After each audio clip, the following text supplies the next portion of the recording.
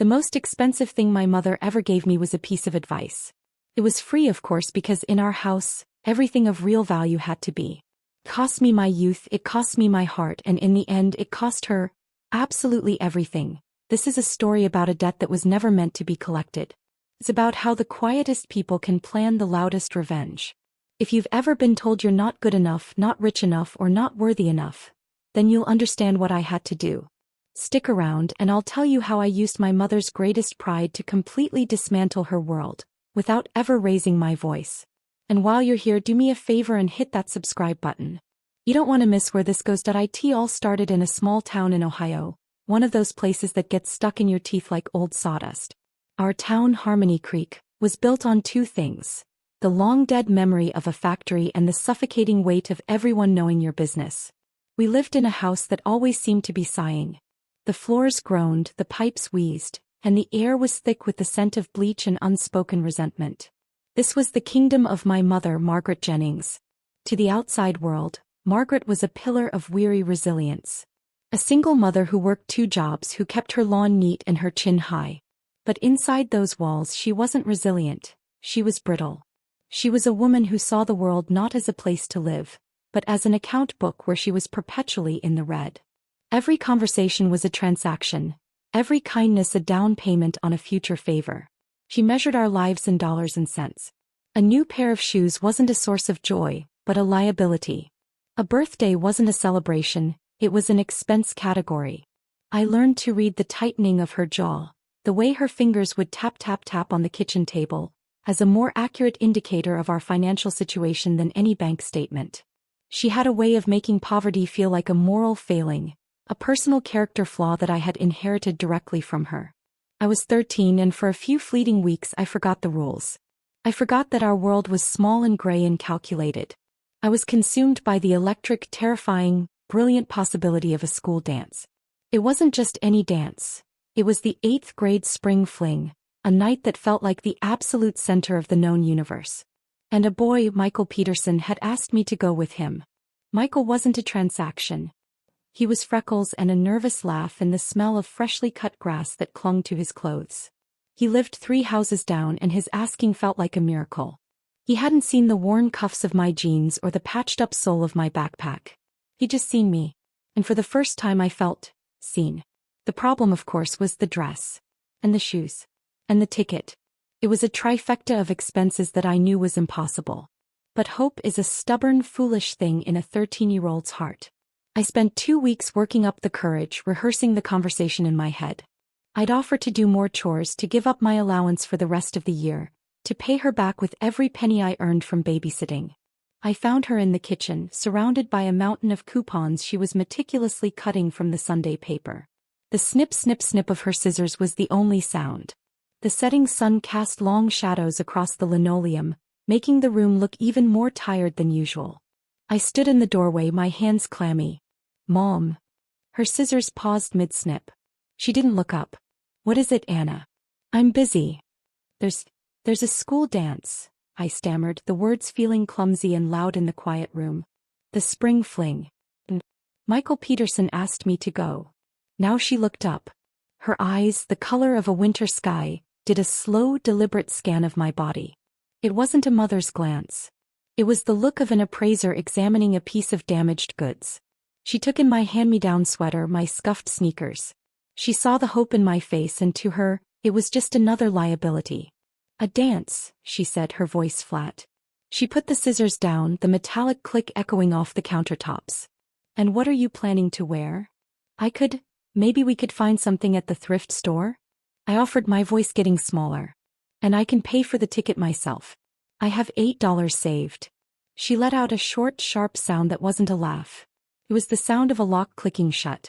She leaned back in her chair, her face a mask of weary pity that was far crueler than outright anger. "Anna," she began, and I braced myself for a lecture on budgets and frivolous expenses. But what came next was worse. So much worse. She looked at me, her daughter, trembling with the first blush of a teenage crush, and she said, "Love isn't for the poor, Anna. You'd better learn that early." The words didn't just land. They detonated. The air in my lungs turned to ice. The warmth that Michael's name had sparked in my chest was instantly extinguished, replaced by a cold, crawling shame. It was a shame so profound it felt physical, like a stain spreading across my skin. She wasn't just talking about a dress or a dance ticket. She was handing down a life sentence. She was telling me that an entire spectrum of human experience, the most important one, was a luxury item, a club I wasn't born into. I couldn't speak. All the arguments, all the bargains I had rehearsed, they just dissolved into ash in my throat. I just stood there, my face burning, my eyes stinging. She picked her scissors back up. Snip, snip. The sound was deafening. Dances and boys and falling in love. That's for girls with fathers who can buy them pretty things. That's for girls who don't have to worry about where their next meal is coming from. It's a distraction we can't afford. Do you understand? I nodded, a jerky mechanical movement. I understood perfectly. I understood that in her eyes, I was not a daughter to be cherished, but an expense to be managed. My feelings were an overdraft on an already empty account. I turned and walked out of the kitchen. I went to my room and lay on my bed, staring at the ceiling, feeling the frost of her words spread through my entire body. I didn't cry. Crying felt like a luxury too. Instead, a kind of cold, hard clarity began to form. If I couldn't afford love, then I would have to afford something else. I would have to afford an escape. The next day at school, I told Michael I was sick and couldn't go. The look of disappointment on his face was a fresh wound, but I cauterized it immediately. I couldn't afford to feel it. From that day on, I stopped asking about dances. I stopped talking about boys. I stopped asking for anything that wasn't a bare necessity. I became a ghost in my own home, a quiet, diligent machine. Every spare minute was spent either studying or working. I bussed tables at the local diner, the smell of grease and stale coffee clinging to me like a second skin. I stocked shelves at the grocery store, my muscles aching under the fluorescent lights. Every dollar I made went into a shoebox hidden under my bed. It wasn't a fund for a dress or a car. It was my escape fund. My get out of Harmony Creek and away from Margaret Jennings fund. The shoebox was the only place where hope was still allowed to live. Years passed like that in a grayscale montage of textbooks and time cards. I watched other girls go on dates, fall in love, get their hearts broken and fall in love again. I watched from a distance as if through a thick pane of glass, telling myself I wasn't interested. That it was all frivolous. I was just internalizing my mother's gospel. The day I turned 18, I received a thick envelope in the mail. It was an acceptance letter from a university 4 states away, with a scholarship that covered almost everything. It was my ticket. It was my proof of purchase for a new life. When I told my mother, she was sitting at that same kitchen table. She read the letter, her expression unreadable. For a moment, a foolish part of me hoped for a flicker of pride, a crack in the icy facade. She folded the letter neatly and handed it back to me. Well, she said, her voice even. It's a practical choice. A good investment. An investment. That's what my escape was to her. Not a triumph, not a reason for celebration. A sound financial decision. 2 months later, I packed my life into 2 worn-out suitcases. As I stood in the doorway, ready to leave the sighing house for the last time, she pressed a crumpled $20 bill into my hand. For emergencies, she said. It wasn't a gesture of love. It was a final transaction. The closing of an account. I didn't hug her. We didn't cry. We just stood in the silence, 2 strangers who happened to share blood. As I drove away, I watched Harmony Creek shrink in my rearview mirror until it was just a smudge on the horizon. Thought I was free. I thought I had finally escaped the gravitational pull of her cold, calculating world. But as the miles stretched on, her words echoed in the empty car, a chilling passenger that had hitched a ride. Love isn't for the poor, Anna. I was free from the town, but I was beginning to realize I would never truly be free from her. And that realization planted a seed. It was a tiny, cold seed of an idea that would lie dormant for years, waiting for the right moment to grow. The first few years away from Harmony Creek were a study in disorientation. I had spent so long focused on the single goal of escaping that I hadn't given much thought to what I would do once I was actually out. College was a dizzying kaleidoscope of new ideas, new people, and new freedoms. For the first time, I was surrounded by kids who talked about their passions, their dreams, their summer trips to Europe, with a casual ease that felt like a foreign language to me. Kept my head down. I was the girl in the back of the lecture hall who always had the right answer but never spoke unless called upon. I was the girl who worked in the library until closing, the silence of the stacks a comfortable and familiar friend. I excelled academically not out of a pure love for learning but because good grades felt like currency. They were my shield, my proof of worth in a world where I still felt fundamentally bankrupt. My mother's words had become the operating system of my life, running silently in the background of every decision. A boy in my sociology class asked me for coffee once. He had kind eyes and a warm smile, and for a terrifying second, I felt that old forgotten flicker of hope from when I was 13. Then the program kicked in. Love isn't for the poor. I wasn't poor anymore, not really. The scholarship covered my needs and my part-time job gave me a little breathing room. But the poverty my mother had instilled in me wasn't about money. It was a poverty of the soul. A deeply ingrained belief that I was not entitled to joy, to connection, to love. So I told the boy I was busy. I was always busy. After graduation I found my calling, or perhaps it found me. I took a job at a small nonprofit that focused on community development programs in underserved neighborhoods. Felt right. I understood scarcity. I understood what it was like to try and build something meaningful out of scraps. My boss, a woman named Eleanor, saw something in me. She saw my meticulous nature, my obsessive work ethic, my ability to stretch a dollar until it screamed. She made me the head of fundraising. And I was brilliant at it. It turned out that understanding the language of transactions, the cold calculus of need and resource, made me an expert at convincing people to give. I could write grant proposals that sang. I could speak to wealthy donors and make them feel that their money wasn't just a tax write-off, but a moral imperative. I was building a career on the very principles my mother had used to break me, but I was using them to build things up. Community gardens, after-school programs, shelters. I was turning the poison into a strange kind of medicine.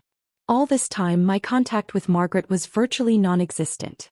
We exchanged sterile Christmas cards once a year. She'd sign hers, "Be well, Mother." I'd sign mine, "Sincerely, Anna." There were no phone calls, no visits. I curated my life to be an impenetrable fortress against her influence. But you can never really escape. One evening, procrastinating on a grant report, I typed Harmony Creek into a search engine. The top result was an article from the local paper's website. The headline read, "Margaret Jennings launches Community Advancement League to save our town." I clicked. My blood ran cold. There she was. A professional photograph of my mother, smiling warmly at the camera. She looked polished. Her hair was perfectly styled, her clothes were tasteful and expensive looking. She looked like one of the donors I spent my days charming. The article was a glowing tribute, painting her as the town's selfless savior. It detailed her new initiative, the Community Advancement League, which aimed to raise funds for all the things the town was losing. Scholarships for bright students, a food drive for struggling families, a project to repair deteriorating homes for the elderly. I felt a dizzying wave of nausea. This was her masterpiece. She had monetized compassion. She had turned the very real suffering of our hometown into a stage for her own ego. To the town she was a visionary, a saint in a sensible blazer. But I could see the truth. I could see the cold, calculating woman at the kitchen table, snipping away coupons and my self-worth with the same pair of scissors. The hypocrisy was so staggering, so profoundly audacious, that it left me breathless. I started to follow her career obsessively, like a detective tracking a master criminal. I read every article, every fawning local news segment. I watched her at podiums in grainy online videos, her voice ringing with a manufactured sincerity as she called for donations. She was building a reputation, a legacy on a foundation of fake altruism. And the world was rewarding her for it. About a year later I saw another article. The League Scholarship Fund, the very fund meant to help kids like me escape, was on the verge of collapse. They were thousands of dollars short and several scholarships were about to be canceled. I read the story and something dark and powerful twisted in my gut. It was a complex cocktail of emotions. A bitter satisfaction that her grand project was failing, but also a sharp, painful empathy for the kids whose tickets out were about to be revoked. And then the seed that had been planted all those years ago began to sprout. My fingers hovered over the keyboard. I thought about the girl who wasn't allowed to go to a dance. The girl who was told love was a luxury she couldn't afford. And I thought about the power I now held. I had become an expert in the art of moving money, of making things happen from behind a computer screen. I opened a new browser tab and began the process. It was second nature to me. I set up a temporary, anonymous trust. I routed the funds through a series of digital cutouts, a labyrinth of transactions that would be impossible to trace back to me. It took less than an hour. And then I made the donation. Enough to save the scholarship fund and then some. I clicked confirm, and the money vanished from my account and reappeared in hers. I felt a tremor run through me. It wasn't triumph, not yet. It was something colder, more potent. It was the thrill of a puppet master pulling a string for the first time. A week later, a new article appeared. Miracle donation saves scholarship fund. There was a picture of Margaret, her face radiating a practiced, humble gratitude. She was quoted at length, thanking the anonymous angel who had swooped in to save the day. She spoke of faith, of community, of the inherent goodness of people. I sat in my quiet, comfortable apartment hundreds of miles away, and I stared at her face on my screen. An anonymous angel. The irony was a physical taste, metallic and bitter, in the back of my throat. He took the credit, of course. The donation was proof of her inspiring leadership, a testament to the power of her vision. The town celebrated her. Her star rose even higher. And I let her. This became the pattern. Over the next few years, I became the secret benefactor of her success. When the winter food drive nearly collapsed because of a poor harvest, an anonymous wire transfer of $10,000 appeared in the league's account. Margaret held a press conference, her voice thick with emotion, praising the guardian spirit of Harmony Creek. When the housing project for the elderly stalled due to a contractor dispute, an envelope filled with cash, enough to settle the debt, was left on the church steps, addressed to the league.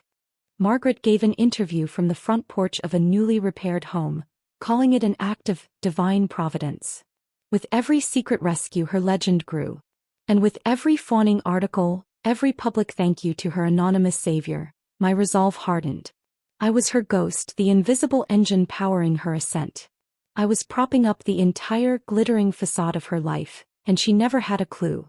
She was the star of the show, but I was writing the script, building the stage, and controlling the lights.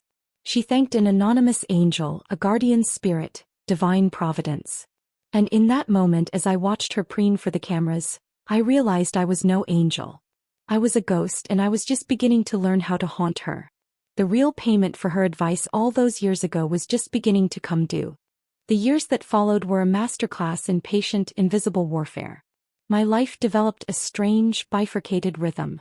By day I was Anna Jennings, a rising star in the nonprofit world, respected for my integrity and my uncanny ability to fund the impossible. I was good at my job because I believed in it, in the tangible good we were doing. But my nights belonged to Harmony Creek. My nights belonged to her. This wasn't just about sending money anymore. It had evolved into a meticulous, almost artistic endeavor. My revenge was a long-form sculpture, and I was carving it one deliberate chip at a time. I became an expert in anonymity, a phantom in the financial system. I learned about cryptocurrency tumblers, offshore donation platforms, and single-use gift cards that could be converted to cash. Each donation was a unique puzzle, a new challenge in untraceable philanthropy. It was my secret art form. I kept a separate laptop for this, a cheap, disposable thing I only ever used on public Wi-Fi networks. On it was a file, a simple spreadsheet. It tracked the finances of the Community Advancement League with a precision that would have made their own accountant weep. I knew their budget cycles. I knew when their big fundraising drives were scheduled. I knew exactly where their pressure points were. I had become the world's foremost scholar on the works of Margaret Jennings. My apartment, a quiet, minimalist space in a city where no one knew my history, was the headquarters of my operation.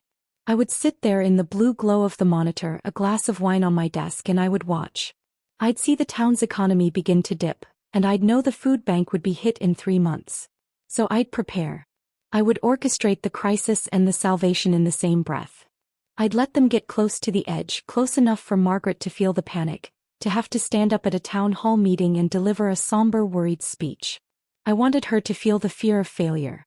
I needed her to believe that she was wrestling with fate, when in reality she was only wrestling with me. Then at the last possible moment the miracle would arrive. An anonymous donation would appear, Just enough to solve the immediate problem. Not enough to make them comfortable, never that. Just enough to keep the show going and to reinforce the narrative that Margaret Jennings, through sheer force of will and inspirational leadership, could pull them back from the brink time and time again. It was a sick, intoxicating kind of power. To watch her on a grainy live stream, her face a mask of relieved gratitude, thanking the mysterious benefactor who was her staunchest ally, was a feeling I couldn't describe. She was thanking the 13-year-old girl she had sentenced to a loveless life. The irony was so potent it was almost a physical presence in the room. My own life continued. I even tried to date a few times. But my heart was in occupied territory. The long-game revenge had become the central relationship of my life. How could I explain my strange nocturnal habits to a partner? How could I explain the grim satisfaction that flickered across my face when I read the Harmony Creek Gazette? A friend once asked me why I never seemed to truly relax, why I always seemed to be waiting for something. I just smiled and said I had a long-term project I was managing. The doubts did creep in, usually in the quiet hours just before dawn. I'd lie awake and wonder what I was truly accomplishing. Was I just enabling her? Was I pouring my own hard-earned money, the money that was supposed to be my freedom, into a black hole of her ego? I had built a gilded cage for her, but sometimes I worried I was the one who was truly trapped inside it, my life tethered to hers by a string of anonymous donations.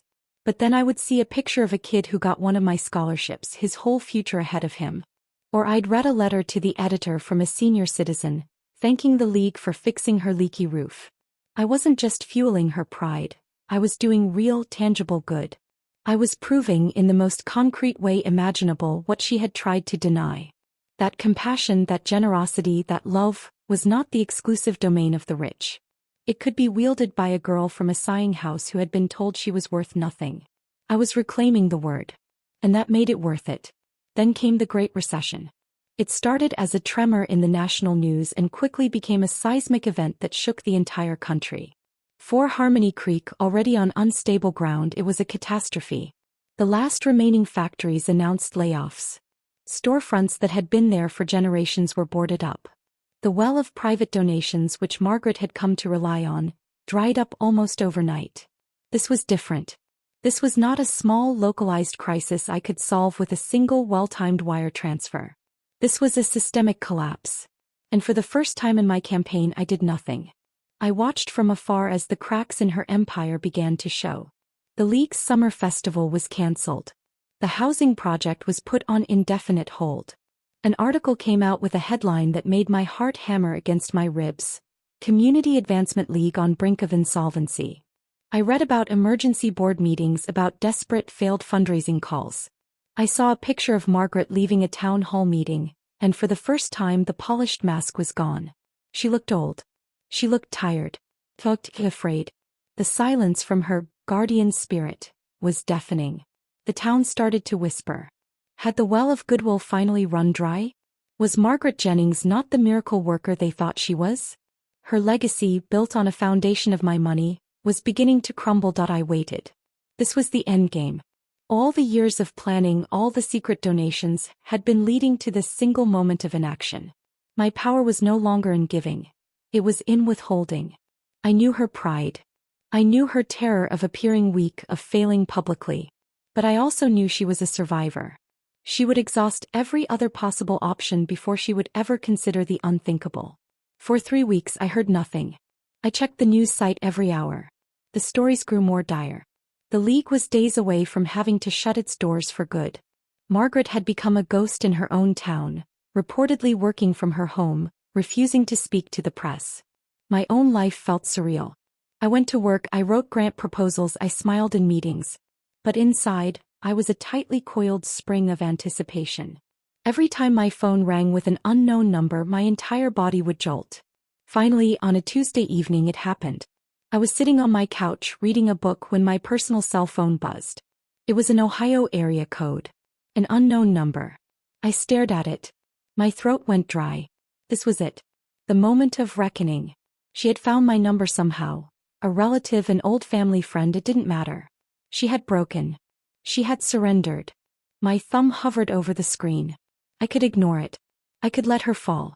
I could let her creation crumble to dust and walk away, the debt finally paid. But that wouldn't be justice.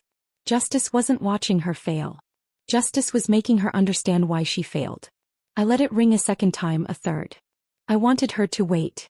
I wanted her to feel the weight of those few seconds, the agony of uncertainty. Then I took a deep, steadying breath and I answered. I said nothing. I just listened to the silence on the other end, a silence filled with the static of desperation and over a decade of unspoken words. Then a voice, smaller and more fragile than I had ever heard it, whispered my name. Anna. The voice on the other end was a ghost from a life I thought I'd buried. And it was asking me for help. The silence that followed her saying my name was a living thing. I could feel it stretching across the hundreds of miles between us, heavy with the weight of years. I could hear her breathing on the other end. It was shallow, ragged, the sound of a swimmer about to go under. In that moment, the entire power dynamic of our lives, a structure that had been fixed since my birth, inverted. The foundation of the world tilted and I was suddenly on high ground. I remained quiet. I had learned from her that silence could be a weapon and I let it do its work. I let her sit with the humiliation of having made the call, of having spoken my name into the void. Anna, are you there? She asked, her voice trembling slightly. I'm here, I said. My own voice was calm level. An island of calm in her raging sea. It sounded foreign to me, the voice of a woman I had spent my whole life becoming. I don't know who else to call, she began, the words tumbling out in a rush, the carefully constructed dam of her pride finally breaking. Everything I've built. It's all falling apart. The league, the town needs it, Anna. The scholarships, the food bank, it's all going to be gone. The recession, no one is giving. I listened to her litany of failures. It was a confession. An admission that the great and powerful Margaret Jennings, the savior of Harmony Creek, had lost control. She wasn't calling for a chat. She wasn't calling to apologize. It was a transaction just like every other interaction we'd ever had. She needed something. She needed a bailout. I let the silence stretch again after she finished, this time even longer. I wanted her to understand that this was not a conversation between equals. This was an appeal. Finally I spoke. I didn't raise my voice. I didn't let a single tremor of anger or pain enter my tone. I delivered the words with the cold, precise finality of a judge handing down a sentence. You told me once, I said slowly, that love isn't for the poor. A sharp intake of breath on the other end. A choked, strangled sound. The line went completely still. I had taken the ghost that had haunted me for my entire adult life and sent it screaming back down the phone line at her. I had taken her single most defining piece of cruelty and laid it at her feet. Minutes or maybe just seconds passed. Then a broken whisper. I was wrong. It wasn't an apology. I knew that. It wasn't an admission of cruelty or a plea for forgiveness for the damage she had done to her daughter. It was the desperate concession of a cornered animal. It was a strategic retreat, a means to an end. She was wrong because her philosophy had led her to this moment of ruin, not because it had shattered a 13-year-old girl. I saw it for exactly what it was.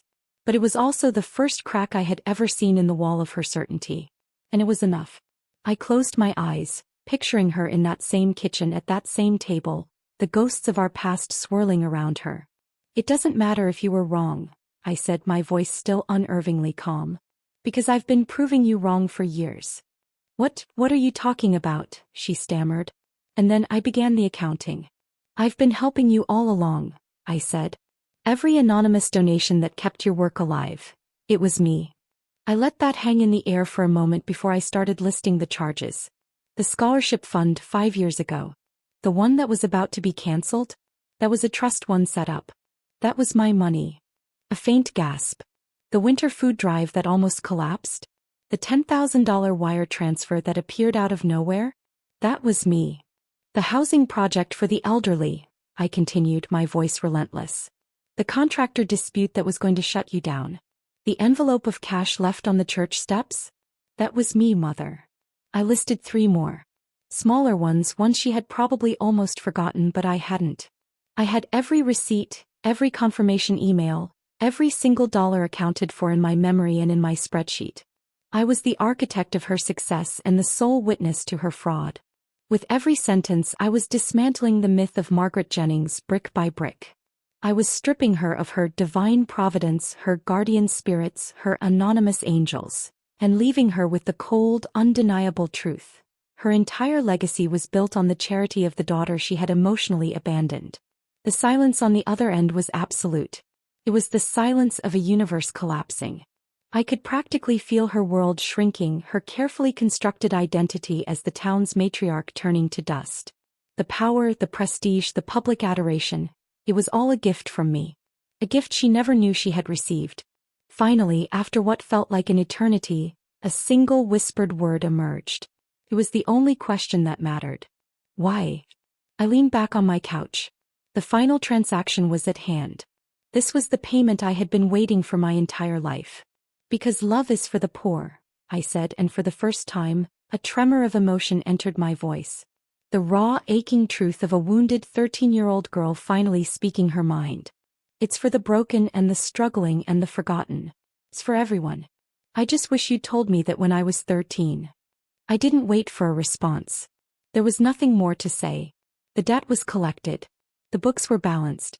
I ended the call and tossed the phone onto the cushion beside me. A profound, echoing silence filled my apartment. The revenge was complete. The final word had been said. And I felt hollow. The fire of indignation that had burned inside me for over a decade, the engine that had driven me, had finally consumed its fuel. And in its place was a vast, quiet emptiness. It was the quiet of a battlefield after the war is over. I had won. But I was the only one left standing. 2 months later, the Community Advancement League held its annual gala. It was a much smaller, more subdued affair this time, held in the high school gymnasium instead of the fancy country club. I heard they were still teetering on the edge, but a new wave of small local donations had kept them afloat, just barely. A final, truly anonymous donation from me, a sort of severance package, had provided the seed money for them to rebuild. My work was done. Out of a strange, quiet curiosity, I drove the 4 hours back to Harmony Creek. I bought a ticket at the door and stood at the back of the gymnasium, hidden in the shadows. No one recognized me. I was just a face in the crowd. Margaret took the stage. She looked different. The polished, confident sheen was gone. She seemed smaller, her shoulders slightly hunched. When she spoke, her voice was quiet, stripped of its usual booming self-assurance. She gave her speech, thanking the community for their support during a difficult time. But then at the end she deviated from the script. She looked out over the crowd, her eyes seeming to scan the dim corners of the room. Finally, she said, her voice catching slightly, I want to thank someone who cannot be here tonight. A past supporter who taught me a very important lesson. She took a shaky breath. This person reminded me that true charity isn't about recognition or praise. They reminded me that generosity is love in action. And that is a lesson I will carry with me for the rest of my days. She looked down at the podium, and for a fleeting second, I thought I saw a tear trace a path down her cheek. It wasn't an apology to me. It wasn't a public confession. But it was an acknowledgement. A surrender. It was her in her own way admitting the truth. I didn't stay to hear the applause. I turned and slipped out the side door into the cool Ohio night. I stood for a moment in the parking lot, looking up at the stars, the same stars I had wished on as a lonely, heartbroken girl. I hadn't gotten an apology. I hadn't gotten a tearful reunion. But I hadn't wanted one. The hollowness I'd felt after that phone call had been replaced by something else, something solid and quiet. It was a sense of peace. The wound she had inflicted was still there. A scar like that never truly fades, but it no longer ached. It was just a part of my history. I had spent years seeking her validation in reverse, by proving her wrong on the grandest scale I could imagine. But standing there in the quiet dark, I finally realized I didn't need it. I hadn't needed her to tell me I was worthy of love. I had proven it to myself with every scholarship I funded, every family I helped feed, every roof I helped repair. My revenge wasn't the phone call. My revenge was my entire life. It was the career I had built helping people. It was the good I had put into the world, not for praise or recognition, but because it was the right thing to do. I got in my car and started the engine. And as I drove away from Harmony Creek for the second and final time, I didn't look in the rearview mirror. There was nothing left for me there. The ghost had been laid to rest. Love was for the poor, for the rich, and for everyone in between. But most importantly, I finally, truly understood that it belonged to me. The quietest victories are often the most profound. Sometimes justice isn't about shouting from the rooftops, but about rewriting the story one silent, deliberate act at a time. If this story resonated with you, let me know in the comments below. What does a story like this bring up for you? And if you want more tales of epic revenge and hard-won justice, make sure you're subscribed to the channel. Thank you for listening.